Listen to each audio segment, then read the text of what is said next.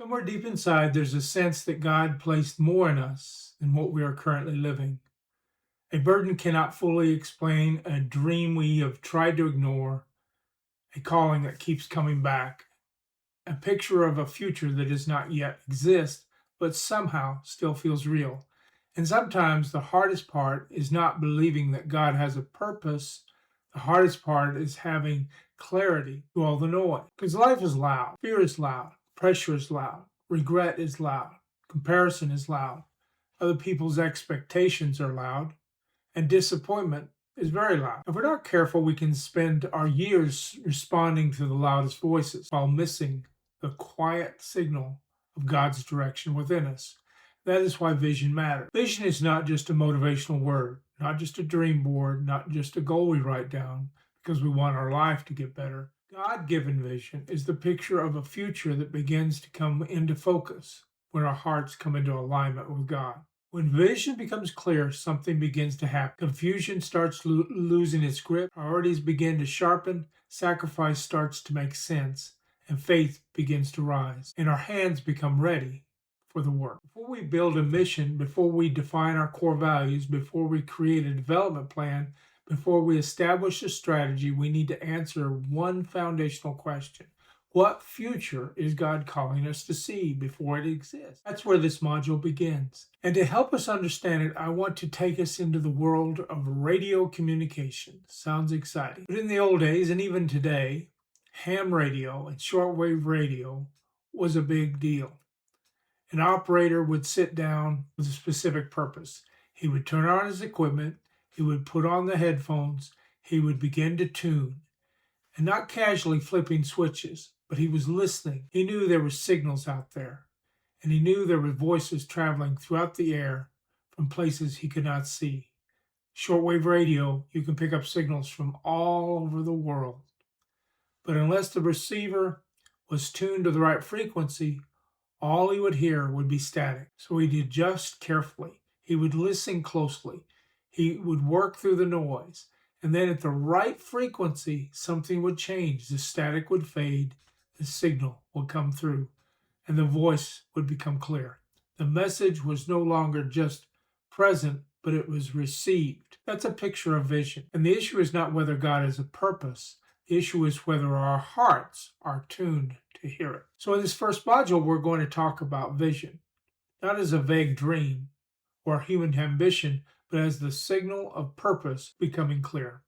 Because once we begin to hear God clearly, we can begin to build faithfully. And that's what we see in the life of Nehemiah. Nehemiah did not just hear bad news from Jerusalem, but he heard something that resonated with the heart of God. The broken walls became more than information. They became a burden. And that burden became a vision. He could see the restoration before the first stone was even moved. He could see dignity where others only saw shame. He could see a future where others only saw ruin. That's how God-given vision often begins. Something outside of us touches something God has already placed on the inside of us.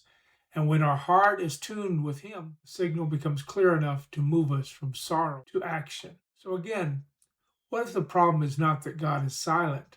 What if the problem is that our lives are tuned to too much noise? Many of us are trying to find direction while surrounded by static. Static from fear, from pressure, from comparison, from disappointment, from other people's expectations. Static even from our own unfinished past. And somewhere beneath all the noise, we sense there's something God has called us toward. A burden, a picture, a future, and an assignment. That's why vision matters. Vision is not just motivational words, but vision is a picture of the future that begins to come into focus when our hearts become aligned with God. Now I want to paint a picture of the ham radio operator. In the heyday of ham radio and shortwave, operators would sit down very intentionally. He would turn on the radio, he would put on his headphones, and he would begin to tune. Not casually flipping switches, but he was listening with purpose. He knew there were signals out there. He knew there was voices traveling throughout the air, places he could not see. Those signals would not come through clearly unless the receiver was tuned to the right frequency. So he would listen carefully. and he would work through the static, and he would separate the true signal from the noise. When the radio came into, in electronic terms, resonance with the right frequency, something remarkable happened. What had been hidden in the static suddenly became clear. The voice came through. The message could be heard. The signal was not only present, but it was received. That's a beautiful picture of vision. One of the most compelling stories of the 20th century was that connected with Amelia Earhart's disappearance. Betty Klink was a 15-year-old girl in Florida who was listening to her family's shortwave radio. She found a frequency that came from the South Pacific, and she wrote down what she believed were distress signals from Amelia Earhart.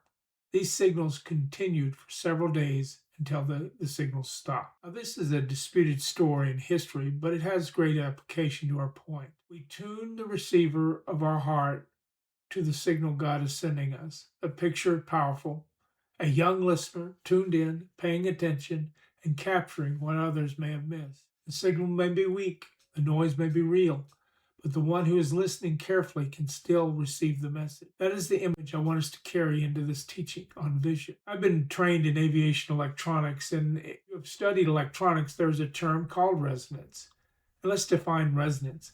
In general, resonance is the condition when something responds strongly when it is driven at its natural frequency. In simple terms, when two things come into matching frequency, the resonance increases. In electronics and radio communication, resonance occurs when a circuit is tuned to a specific frequency and responds most strongly to the signal. At resonance, the desired signal can pass clearly while other frequencies are filtered, reduced, or rejected. So the signal may already be present, but unless the receiver is tuned correctly, the message does not come through clearly. That definition will help us make the spiritual application. So here's the spiritual application of resonance.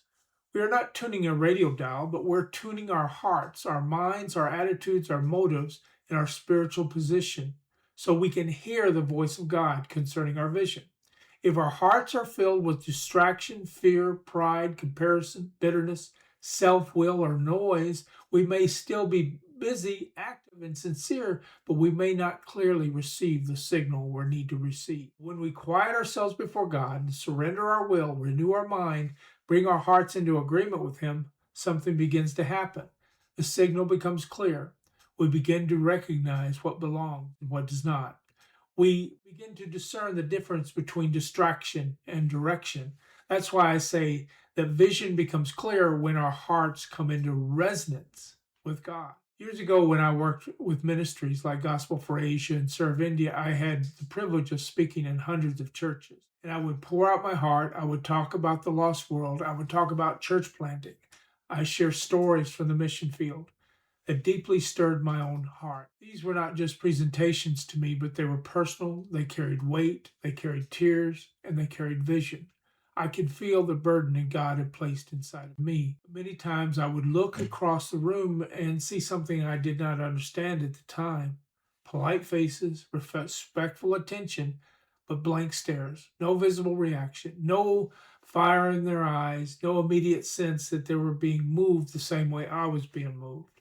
And when we're young in vision, that can be confusing. It can be discouraging. We can start to think, how can they not feel what I feel?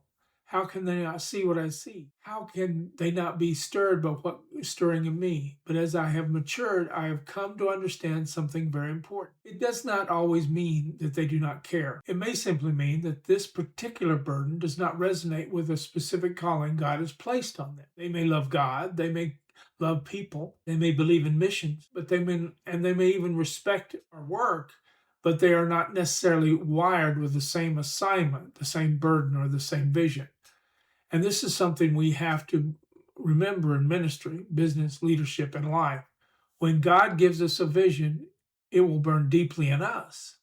It may keep us awake at night. It may move us to tears. It may shape our prayers and our choices, our sacrifices, and our future. But that does not mean that everyone else will immediately feel the same level. Sometimes executive directors, pastors, ministry leaders, founders, and visionaries, they struggle with this. They cannot understand why everyone everywhere is not giving to their time, their energy, and their money to their cause. But here's the truth. They may not be wired for that cause the same way we are. They may not be carrying the specific burdens and they may not be tuned to that particular assignment. It does not make them hard hearted. It doesn't make them unspiritual. It does not mean they do not care. It may simply mean God has placed a different frequency of calling in their life. And that's why vision has to be stewarded with humility. When our vision does not resonate with someone else, we do not need to manipulate them or pressure them or shame them or take it personally.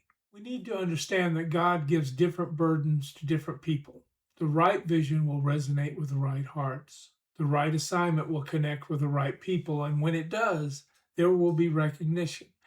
There will be alignment. There will be a sense of, yes, this is something I am called to help carry. That is why resonance is such a powerful picture. A signal may be real, but not every receiver is tuned to that signal. A burden may be genuine, but not every person is assigned to carry it. A vision may be from God, but not everyone is called to fund it, follow it, join it, build it. So as we discover our vision, we also have to learn how to carry it with maturity. We celebrate with those who resonate with it, and we bless those who do not. And we stay faithful to what God has called us to do and what He has placed in our heart. Because vision is not validated by everyone's reaction. Vision is validated by obedience to the one who gave it. Let's capture the key definition for this module. First, vision.